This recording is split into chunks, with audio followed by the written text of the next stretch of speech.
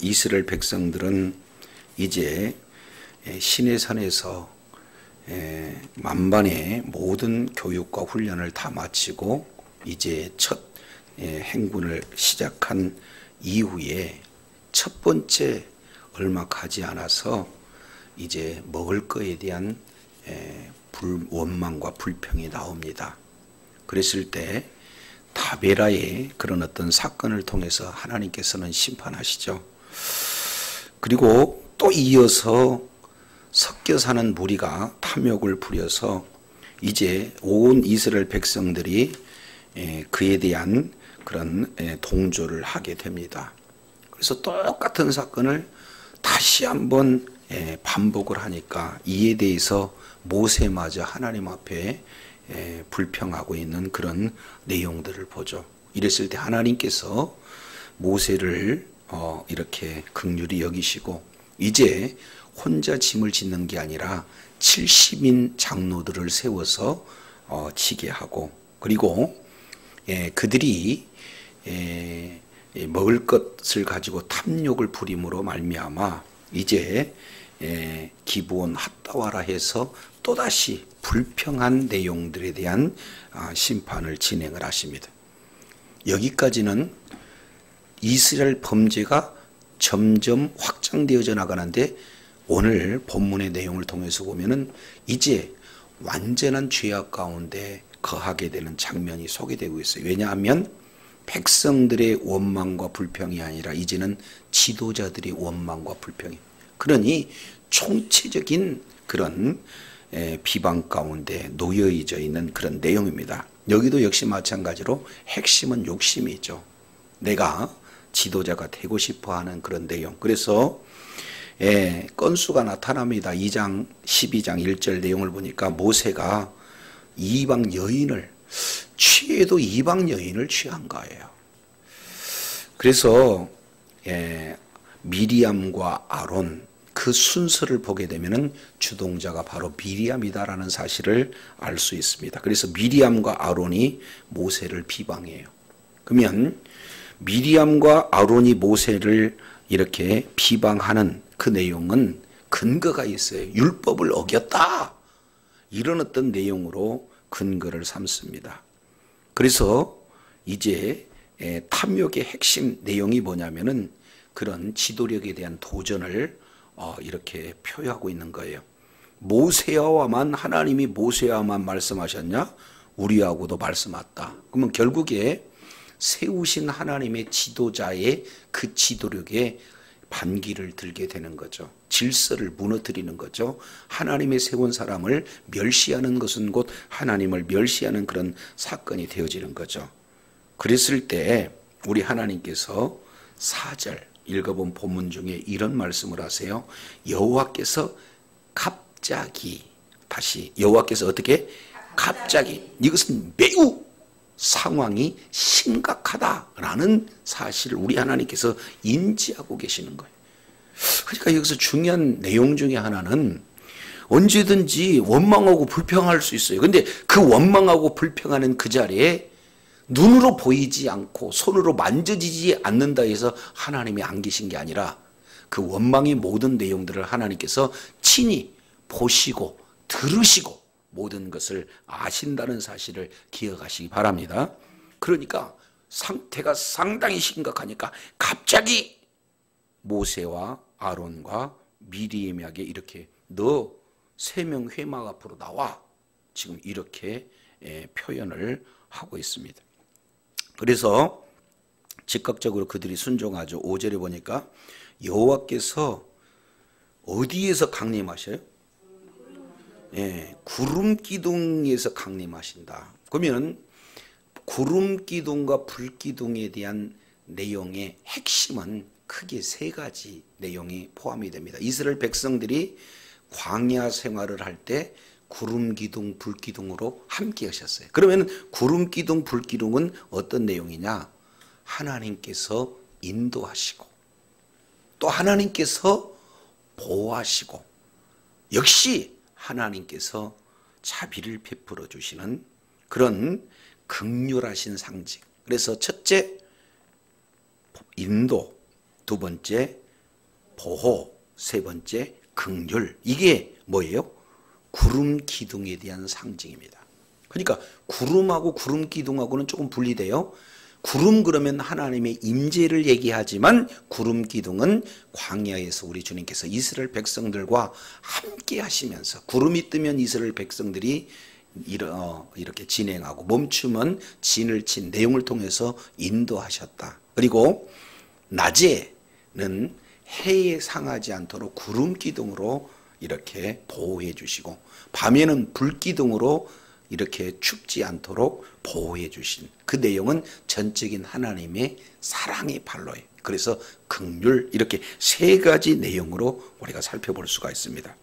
그래서 예수님께서 여호와께서 구름 기둥 가운데로 강림하셨다 하는 것이 참 중요한 내용입니다. 그냥 구름 가운데 임재하시는 내용이 아니라 그런 세 가지 모습을 가지고 나타났어요. 그랬을 때 두 사람이 이제 아론과 세 사람이 나오니까 이렇게 얘기해요.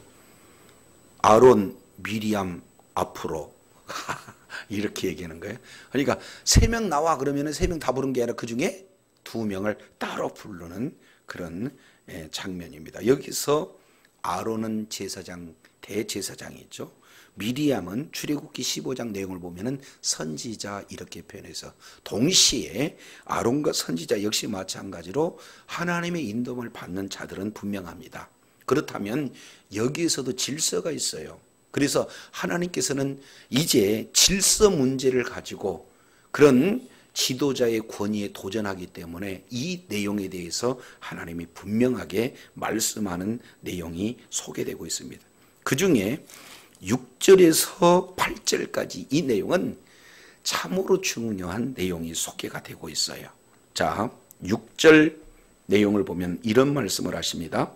이르시되 내 말을 들으라. 너희 중에 선지자가 있으면 나 여호와가 환상으로 나를 그에게 알리기도 하고 꿈으로 그와 말하기도 하거니와. 그러면은 선지자는 말씀으로 주님이 하나님의 뜻을 이렇게 이끌어 주세요. 환상이나 꿈으로 이끌어 주세요. 내용으로 보니까 뭐예요? 환상이나 꿈입니다. 그러면은 환상이나 꿈의 경우에는 자, 꿈은 이렇게 표현합니다. 무의식 가운데 하나님께서 깨닫게 해주시는 내용이고, 그리고 이상은 의식이 있는 듯 없는 듯, 그 내용을 이상이다 이렇게 표현하고, 환상은 의식이 또렷한데 눈을 감아도 보이고 눈을 떠도 보이는 내용이에요. 그러면 환상이 보여진다면 100% 하나님의 뜻을 알 수 있습니까? 아니면 환상을 통해서 흐리다게 할 수가 있는가요? 자, 이제 표현을 한번 보겠습니다. 제가요, 눈을 이렇게 쫙 떴더니 이제 우리 이제 최 집사님 머리 위에 비둘기가 쫙 내리고 있는 내용을 내가 눈으로 봤다. 그러면은 자, 이걸 환상으로 의식 속에서 본 거예요. 그러면은 오 목사님이나 우리 박강도사님이나 그 내용을 어떻게 지금 최 권사님이나 어떻게 보실 수 있나요? 그러니까 환상은 하나인데 그 환상에 대한 해석은 100명이면 100명 다 다르다 그 말이죠.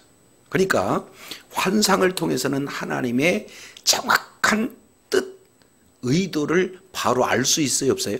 없어요. 분명한 것은 하나님께서 보여주신 것은 사실이에요. 그럼에도 불구하고 무엇을 위해서 보여주느냐 하는 내용은 하나님이 또 다른 해석을 해주기 이전에는 환상 자체로 온전하지 않다 하는 내용입니다. 꿈은 더더욱 마찬가지겠죠. 똑같이 꿈을 꾸었는데 그 해석을 어떻게 하느냐에 따라서 그 결과가 너무나도 다르요. 그래서 하나님은 선지자에게 말씀으로 말씀하십니까? 12장 6절 말씀을 근거해 봤을 때는 환상이나 꿈으로 말씀하십니까? 환상이나 꿈으로 말씀하신다. 이것을 보게 됩니다. 그러나 7절 내 종 모세와는 그렇지 아니하니 모세는 내 온 집에 충성된 자다. 이렇게 주님이 평가를 해주세요. 저와 여러분도 이를테면 누구냐 이렇게 했을 때 충성된 종이다 이렇게 해주면은 그 자체가 저와 여러분에게는 축복인 줄로 믿습니다. 아니 모세에 대해서는 충성된 사람이다 이렇게 표현을 하고 있어요. 그랬기 때문에 자 8절 우리는 다 같이 한번 읽습니다. 그와는 내가 대면하여 명백히 말하고 은밀한 말로 하지 아니하여 그는 또 여호와의 형상을 보거늘 너희가 어찌하여 내 종 모세 비방하기를 두려워하지 아냐.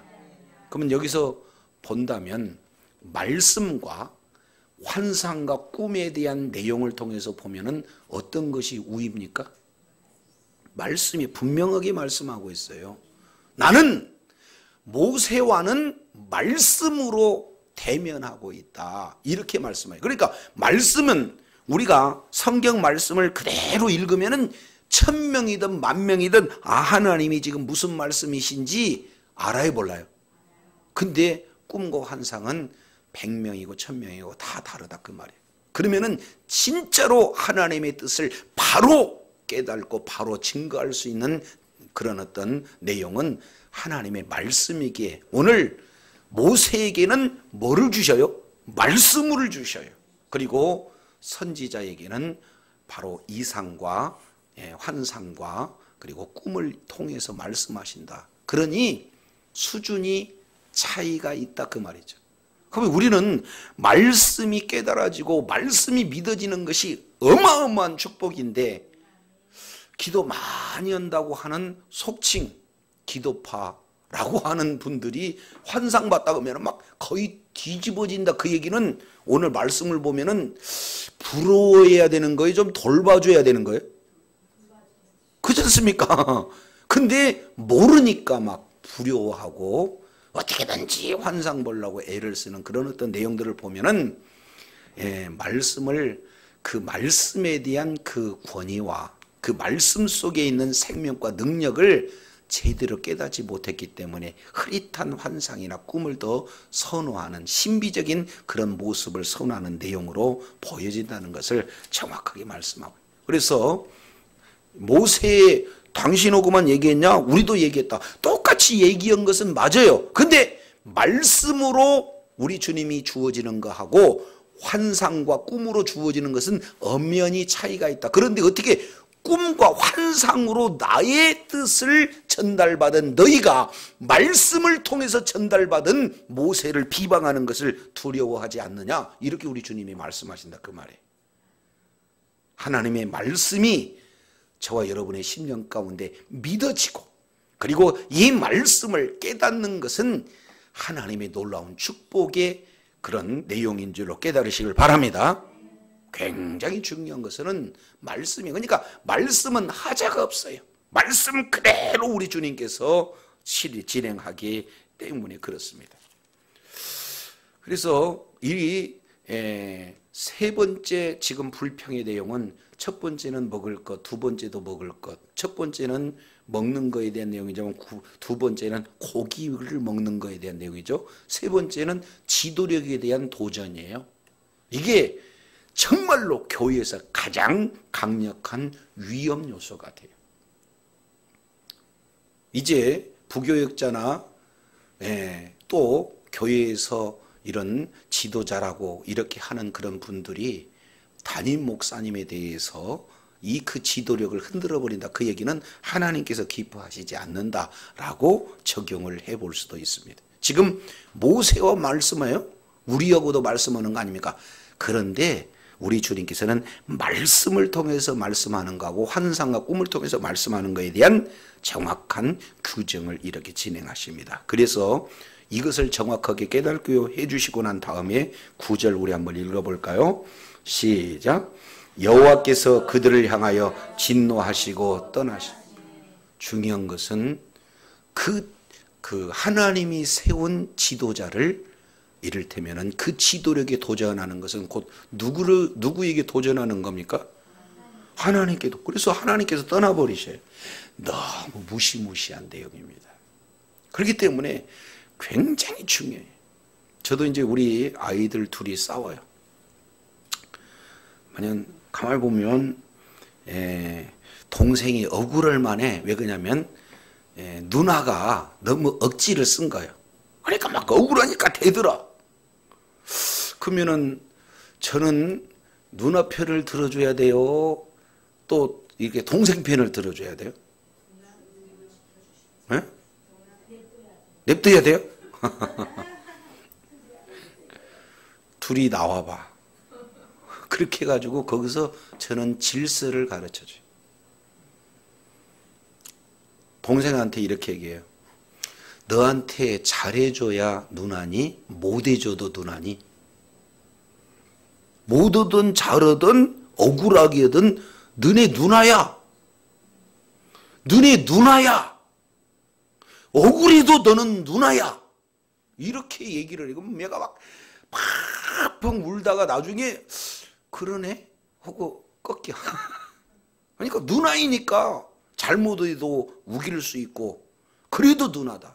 그러면은 엄마 아빠가 돈을 잘 벌고 뭔가 막 칭찬도 많이 하고 좋게 해줘야 부모냐? 잘못해도 부모냐? 그러면 부모를 잘하든 잘못하든 공경을 해야 하는 것이 자녀의 위치인데, 동생의 위치도 똑같이 마찬가지로 부모가 없으면은 형님이나 누나를 바르게 이렇게 따라야 되는 것이 가정에 내려오는 질서다. 이 질서가 무너지면 안 돼. 근데 내 뜻대로 안 된다고 그 질서를 무너뜨린다면은 과연 그게 동생의 자리가 맞느냐? 그러면은 억울해 가지고는 찾아온 이 아이가 더 억울하겠죠? 펑펑 울습니다. 그러나 사건은 해결이 바로 돼, 하나님께서. 그리고 큰아이한테 와가지고 네가 동생에게 본을 못 보인다. 그 자리에 서면 안 되잖아요. 그러니까 따로 불러가지고 너는 이제 가. 너만 남아.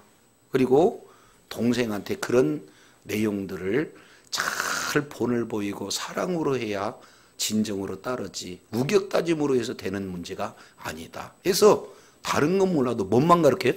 질서만 가르쳐요. 이것이 하나님께서 공동체에 어떤 조직이든 하나님이 창조하실 때 뭘 창조하셨냐면 질서를 창조하셨어요. 우리 몸도 질서가 무너지면 질병이 나타나고, 그리고 가정의 질서가 무너지면 완전히 가정 자체가 행복이 깨지는 거죠. 그러니 어떻게든지 아내는 남편을 공경하고 남편은 아내를 사랑하고, 이것이 하나님이 주어진 질서다 그 말이죠. 이스라엘 공동체 전체를 이끌어가는 데 있어서 잘나든 못나든 하나님이 택한 자가 모세입니다. 근데 하필이면 3남매 중에 동생을 이 지도자로 해놨어요. 그러니까 얼마나 힘들겠어요. 그러니까 너만 하나님이 말씀하냐? 우리도 말씀한다. 이렇게 하고 정면으로 대적하는 것을 너희 셋 나와. 그리고 둘 앞으로 더 나와. 내가 정확하게 질서를 이야기해 준다.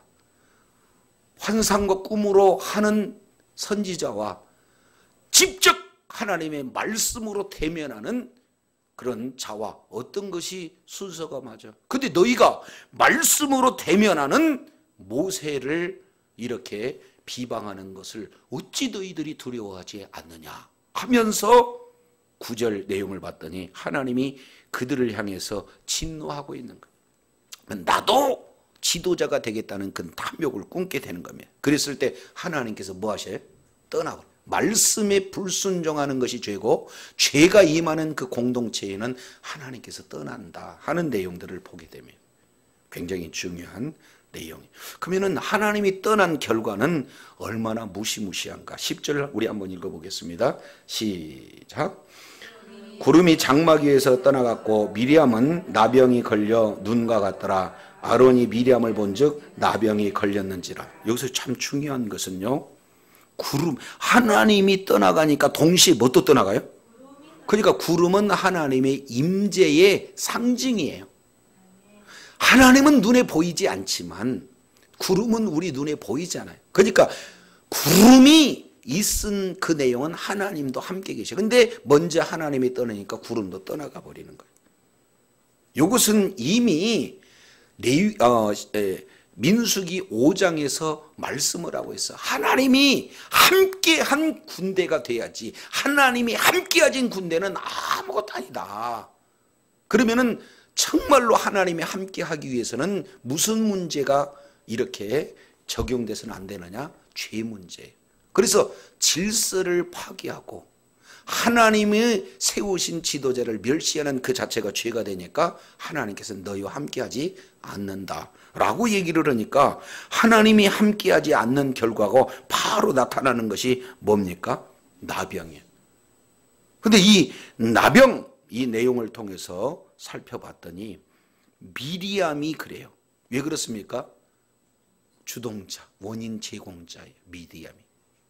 그러면은 아주 똑같이 했는데 왜 아론은 나병이 걸리지 않았을까? 이게 참 의문이잖아요. 근데 이 내용을 정황을 보면 두 가지 내용이 소개가 됐습니다. 첫 번째는 그냥 주동자가 아니다 하는 그런 내용을 우리는 살펴볼 수 있고, 두 번째 내용은 정말로 중요한데, 아론의 직분이 뭐냐면 대제사장이잖아요. 대제사장이 나병 걸리면 이스라엘 백성들의 죄 문제가 해결되나요? 안 되나요? 안 돼요. 그러니까 그 사람의 잘못은 있다 할지라도 이스라엘 백성들을 위해서 임시, 그죠? 이제 온전함을 유지하도록 허용해 주시는 이런 어떤 내용을 통해서 얼마나 하나님의 그 자비로우심, 그런 은혜가 깊은가, 이 내용을 우리가 살펴볼 수가 있습니다. 여기서 이제 중요한 한 내용은요, 하나님이 떠나시게 되면, 죄를 범하면 하나님은 반드시 떠난 그림을 우리는 가장 먼저 어디서 봤습니까? 에덴 동산에서 봤어요. 죄악이 들어오니까 하나님이 떠나버리잖아요. 하나님과의 관계가 단절이 되잖아요. 그러니까 이제 아담에게는 뭐가 찾아옵니까? 공포, 두려움이 있잖아요. 그렇지 않습니까? 예. 그래서 죽음의 공포가 막 찾아오게 되는 거예요. 그래가지고 숨어버립니다. 두 번째 내용은 질병에 대한 그런 두려움이 찾아오게 되는 거죠. 그때부터. 그리고 세 번째 내용은 해산의 고통에 대한 그런 두려움이 나타나고, 그리고 네 번째는 수고해야 먹을 수 있는, 땀을 흘려야 결실을 맺는 이런 거에 대한 두려움이 그냥 확 몰려오는 거예요. 그 이전에는 하나님과의 관계가 회복됐을 때는 모든 것에서 다 풍성함과 자유가 있잖아요. 오늘 죄악이 지도자들 가운데 딱 들어오니까 지도자의 그런 죄악으로 말미암아 이런 여러 가지 재앙이 나타나요. 질병. 그러니까 여기서 특히 나병의 경우에는 하나님의 징계에 대한 내용을 선명하게 보여주는 그림입니다. 그렇지 않습니까? 그러면은 자, 이것을 조금 더 확대해 본다면은 우리가 죄를 지은다면 어떤 내용이 되겠습니까? 영적인 나병이 들어요. 죄를 져도 감각이 없어져. 조금 죄를 져도 점점 감각이, 살덩이가 떨어져도 감각이 없는 그런 영혼의 큰 문제가 나타난다. 이것을 우리가 살펴볼 수가 있습니다. 어찌하든지 우리는 죄는 질 수 있어요. 그러나 죄 짓는 그곳에 반드시 회개했을 때 하나님께서 돌이키신다는 사실을 기억하시기 바랍니다. 자, 그런데 11절 이런 현상이 나타나요. 자, 어떤 현상이 나타나는가? 자, 11절 우리 다 같이 읽습니다. 11절 12절 시작. 아론이 이에 모세에게 이르되 슬프도다 내 주여, 우리가 어리석은 일을 하여 죄를 지었으나 청하건대 그 벌을 우리에게 돌리지 마소서. 그가 살이 반이나 썩어 모태로부터 죽어서 나온 자같이 되지 않게 하소서. 지금 모세한테 뭐라고 했습니까? 간청하고 있어요. 그러니까 여기에 슬프다 이렇게 표현하고 있는데 이게 빠니라는 단어를 써요. 빠니. 그러면은 이 내용은 어떻게 되냐면 간청합니다 라는 뜻이에요. 간청합니다. 제발 부탁합니다. 그 다음에 호칭을 뭐라고 해요? 지금까지는 너하고만 말하더냐 이런 내용인데 갑자기 뭘로 바뀌어버려요? 그러면은 그들 자체가 하나님의 징계를 받음으로 말미암아 우리가 잘못했다는 것을 인지하고 진짜 이스라엘의 독보적인 지도자요 독보적인 영도자가 누구냐? 바로 모세다라는 사실을 즉각적으로 이렇게 표현하고 있어요. 그래서 이제는 동생도 아니고 한번 동등하게 여길 수 있는 지도자 반열이 아니고 뭐라고 표현해요? 내 주여 이렇게 표현하는 거예요. 하나님의 징계에 따라서 이렇게 나타나요. 다른 말로 본다면 하나님께서 높여주시지 않았는데 스스로 높이려고 하는 그 교만은 반드시 하나님이 끌어내린다. 이 사실을 우리가 살펴볼 수가 있어요. 하나님이 세운 사람 이거 굉장히 건들면 심각합니다. 우리가 잘 알고 있습니다마는 예레미야 20장 이 내용을 보면은 예레미야를 하나님이 세웠어요. 근데 바수울이라는 자가 얼마나 심하게 학대하고 있는지 몰라요. 그런데 예레미야가 나중에 선언합니다. 너 바빌론으로 끌려가자마자 거기서 죽는다 그랬더니 거기서 실제로 가면서 고생 다 하고 도착은 즉시 죽습니다.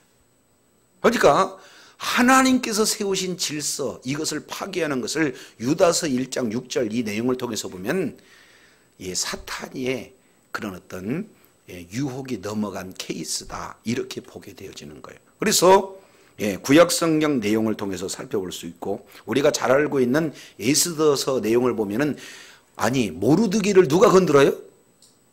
하만이 건들잖아요. 근데 하만이 모르드게를 달려고 온 그 기둥 위에 누가 달려요? 결국에 하만이 달리는 것을 볼 수가 있어요. 그러니 하나님께서 세우신 그런 직분 이 내용은요 보통이 아니에요. 그냥 집사 이를테면 권사 강도사 또 이렇게 목사 이런 내용들이 그냥 간단하지가 않단 말이에요. 하나님께서 나를 세우셨다.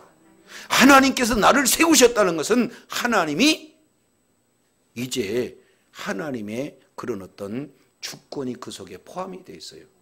그렇기 때문에 하나님이 세운 집사님을 다른 사람이 뭐라고 얘기할 수도 있고 권사님을 얘기할 이유가 있어요 없어요? 아니, 용기 좋은 사람들 겁없는 사람들이 건드는 거죠. 그렇기 때문에 이 부분들은 우리가 조금 더 신경 써야 할 내용입니다. 그래서 하나님이 자기 스스로 높아지려고 진행했던 그런 내용에 오히려 하나님의 세우신 그런 질서를 무너뜨림으로 말미암아 하나님께서 낮추는 그런 장면이 소개가 되고 있어요. 그래서 이제는 스스로 뭐라고 그래 모세한테 주여 이렇게 얘기하는 제발 부탁합니다. 더 심각한 것은 12절 내용을 통해서 봤더니 살이 반씩이나 썩었다. 이게 나병이잖아요.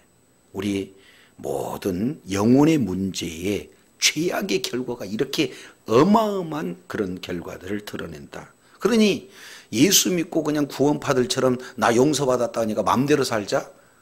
심각한 내용이죠. 자, 이런 아론이 잘못을 회개하고 그리고 바로 대적했던 그런 모세를 오히려 이제 유일한 지도자로 그리고 독보적인 영도자로 이렇게 세운 것을 보게 됩니다. 근데 더 중요한 것은 자기가 기도하면 될 것인데 왜 모세한테 가져와요? 그러니까 모든 문제를 누구를 통해서 해결한다는 거예요? 모세를 통해서. 다른 말로 하나님의 대변자이다라고 지금 보는 거예요. 그러니까 모세는 유일한 독보적인 영도자요, 독보적인 지도자요, 그리고 독보적인 하나님의 대변자로 이렇게 아론이 인식하고 있는 거예요. 그러면서 우리가 잘못했습니다. 어리석은 일을 했습니다. 죄를 지었습니다. 버리지 마세요. 이렇게 간청하고 동시에 하나님 앞에 이런 어떤 내용들 아래서 이 나병으로부터 해방되는 그런 어떤 해결되는 것을 간절히 간청하는 거예요. 그럼 한번 생각해 보세요. 우리 살 조금만 이상이 돼서도 문제가 되는데 반절 썩어봤다고 보세요. 얼마나 지금 무서운 그런 어떤 상황이잖아요. 그랬을 때 참 유명하고 중요한 내용 중에 하나가 13절입니다. 자, 13절 읽겠습니다. 시작. 모세가 여호와께 부르짖어 이르되 하나님이여 원하건대 그를 고쳐주소서. 이것은요 모세의 중보 기도를 얘기합니다. 그러니까 원하건대, 이것은 좀 완곡한 표현이고 제발 부탁합니다. 간절한 기도, 정말로 진심이 깃들은 기도, 사랑이, 참사랑이 들어간 기도, 이 내용을 우리가 한 단어에서 볼 수가 있어요.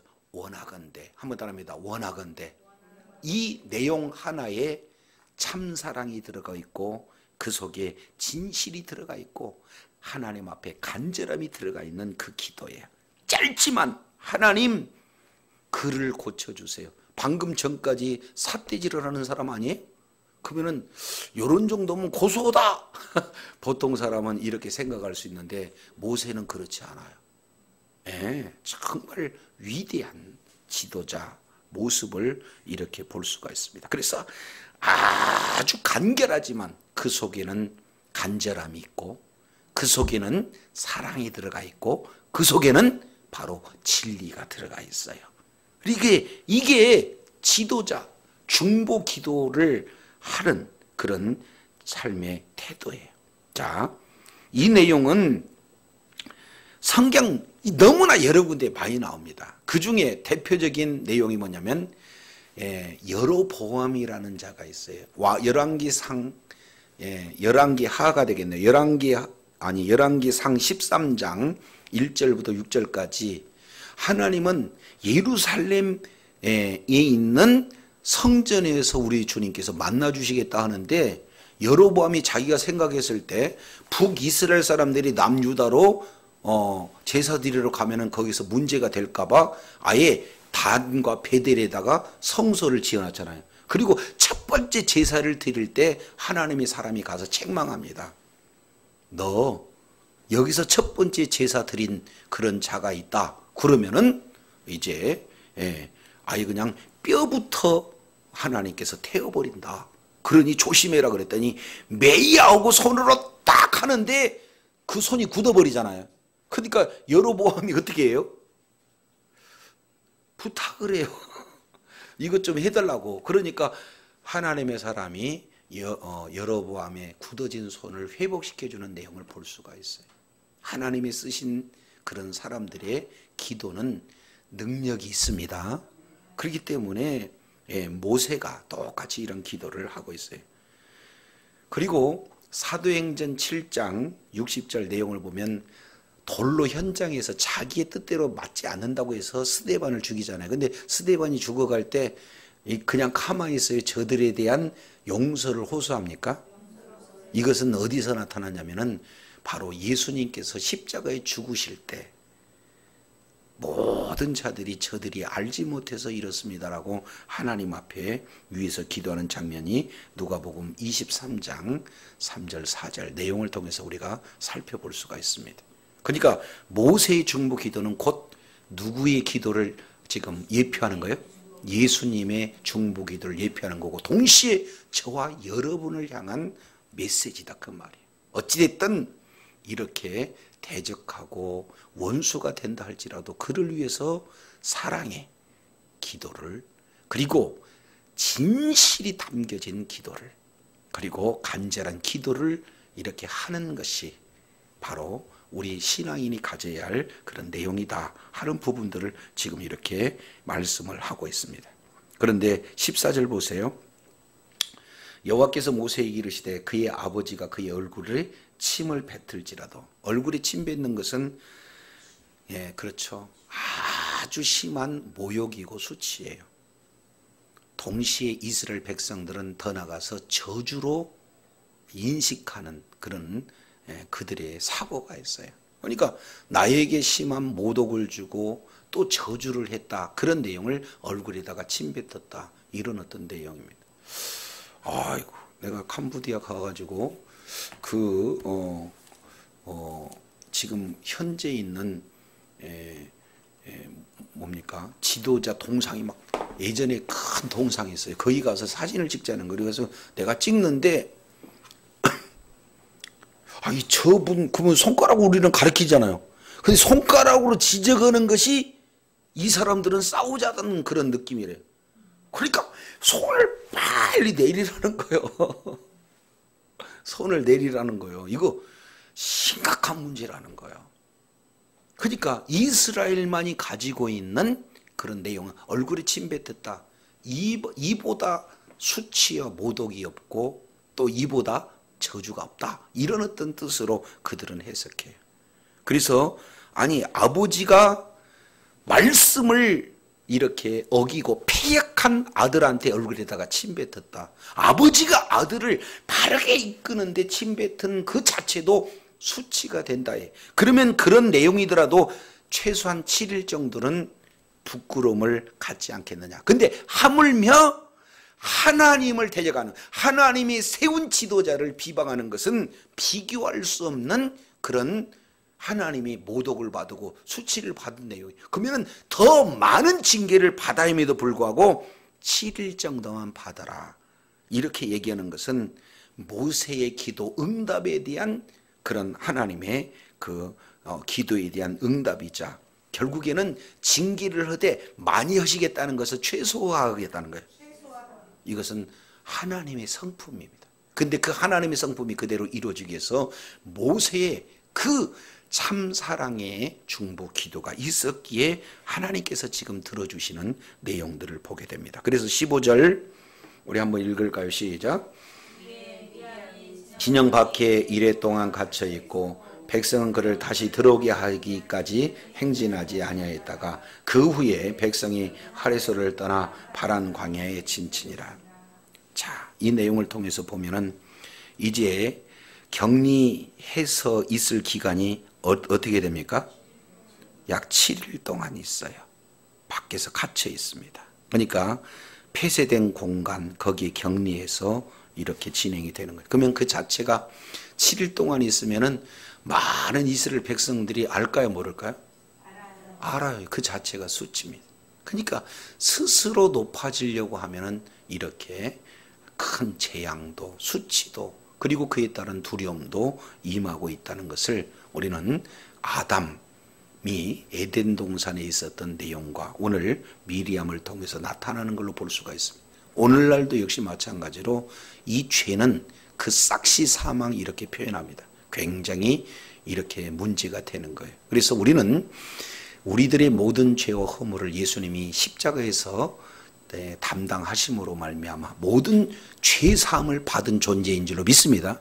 동시에 죄 사함 받으니까 마음대로 사는 거예요. 똑같은 죄악을 어떻게 하든지 다시 죄를 짓는다면은 다시 예수님을 십자가에 못 박는 것 같은 그런 의미가 있기 때문에 어떻게 하든지 죄를 안 지려고 해야 되는 거예요. 만약에 죄를 짓는다 한다면 어떻게 바로 회개하는 그런 내용들을 이렇게 살펴봤습니다. 왜냐하면 그 죄악에 따른 대가가 너무 무시무시하다라는 사실을 우리가 성경을 통해서 살펴볼 수가 있습니다. 그래서 주님 오시는 그날까지 어떻게든지 하나님이 세우신 그런 질서 그리고 말씀의 기준에서 떠나가는 그런 어떤 내용 이거 하나님께서는 큰 죄로 이렇게 정죄하시고 그에 따른 대가가 너무 심한 그런 일들이 나타난다라는 사실을 보게 됩니다. 아담이 죄를 지음으로 말미암아 두려움이 찾아왔고 그리고 그 뒤에 여러 가지 저주와 같은 재앙들이 찾아왔습니다. 그 내용은 마음의 평안을 잃어버리고 그리고 정말로 이제는 죄의 싹신 죽음이 찾아올 뿐만 아니라 이제는 수고와 땀을 남자의 경우에는 수고와 땀을 그렇게 다 하고도 누구한테 이거 갖다 줘요? 아내한테 갖다 주고 또 욕먹어. 또 여자들은 어떻게 됩니까? 애 낳을 때마다 고통이에요. 이것이 죄범한 그런 결과의 내용이다. 그래서 죽음 이전의 질병, 이런 모든 두려움, 질병, 죽음, 수고, 고통 이런 모든 내용이 죄의 산물이다라는 사실을 보게 됩니다. 그래서 주님 오시는 그날까지 우리 이 죄 문제는 우리가 해결할 수가 없어요. 로마서 3장 9절 이하 내용을 보면은 아니 죄를 깨닫지도 못해. 그리고 가르쳐도 이렇게 구원의 길로 나가지 않습니다. 그러니까 전적으로 성령께서 은혜를 주시지 아니하면 바로 우리들은 죄가 무엇인지를 알지 못해요. 그래서 하나님께서 율법을 주신 것은 죄를 깨닫게 함이라. 로마서 3장 20절. 그러면은 말씀을 주니까 비로소 말씀이 기준이 돼서 말씀에 떠났구나. 그 죄를 알게 됩니다. 그러면 죄를 아는 자는 어떤 내용입니까? 갈라디아서 3장 24절인가요? 이 내용을 보면은 몽학 선생에게로 인도한다. 몽학 선생이 처해 있던 자들이 예수께로 인도한다라는 것을 보게 됩니다. 그래서 성경은 죄를 깨닫고 죄를 지은 자는 바로 구원자가 되신 예수님을 찾게 되는데요. 그러니까 이들 역시 마찬가지로 이 모든 죄 문제를 해결할 수 있는 것은 누굽니까? 예수님. 그 예표적인 인물이 바로 모세의 내용이 되죠. 그래서 우리는 날마다 이런 죄악 가운데 노출될 수밖에 없습니다. 그러나 성령님께서 책망하심으로 말씀에서 벗어나는 죄악이 있다면 깨닫게 해주셔서 우리가 회개하고 이 모든 문제를 해결자 되신 주님께 집중하게 되면 죄의 용서함을 받고 여전히 하나님의 놀라운 은혜가 적용되게 될 줄로 믿습니다. 주님 오시는 그날까지 온전한 죄 문제를 해결될 자는 주님을 바라보고 주님의 인도함을 받아 행하는 모든 일에 하나님의 도우심을 경험하는 능력의 자녀들 그리고 축복의 자녀들 다 되시기 바랍니다. 기도하겠습니다. 하나님 아버지 감사합니다. 모세의 지도력에 미리암과 아론이 반기를 들었고 이런 내용이 너무 위급하고 위중한 사항이에 주님께서는 갑자기 그 장소에 임하셔서 3명을 회막 앞으로 부르고 그 중에서 2명을 나오게 해서 영적인 질서가 꿈과 환상보다도 말씀이 위에 있어 이제 말씀을 받은 모세를 꿈과 환상을 보는 그런 자들이 대적한 것은 정말로 이제 해서는 안 되는 그런 일임을 인식시키고 죄가 임했기에 이제 죄에 따른 형벌로 미리미하게는 살이 반절 정도 썩는 나병이 하나님의 그런 어떤 죄에 따른 결과임을 이렇게 아버지 하나님이여 선포하고 있습니다. 이런 사실을 통해서 뒤늦게 아론이 이렇게 하나님 모세 앞에 나와서 참회하면서 우리가 잘못된 일을 했다, 죄를 지었다, 용서해달라 하면서 부르는 칭호가 바로 내 주여 이렇게 표현하고 있습니다. 이제 진심으로 죄에 대한 회개가 이루어졌기에 모세는 사랑이 담긴 그리고 진리로 간절함이 묻어있는 중보 기도를 통해서 이제 주님께서 짧은 징계의 내용을 마치고 회복시켜 주시는 모습들을 살펴봅니다.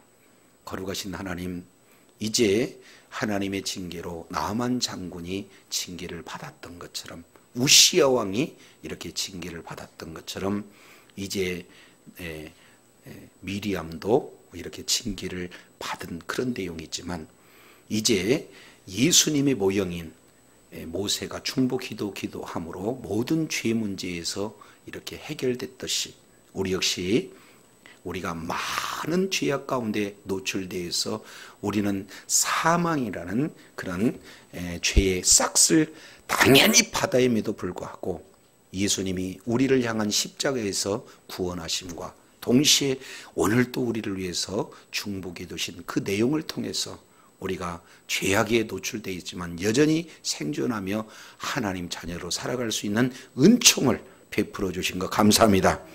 끝까지 주님의 은혜를 알았다면 어찌하든지 죄악에서 벗어나 주님이 기뻐하는 일 가운데 거하는 복된 자녀들 다 되게 하여 주옵소서. 그래서 살아계신 주님으로 말미암아 큰 기쁨과 평안과 안식을 누리는 복을 누려 이를 통해 주님 앞에 영광 돌릴 수 있도록 은혜 베풀어 주시옵소서.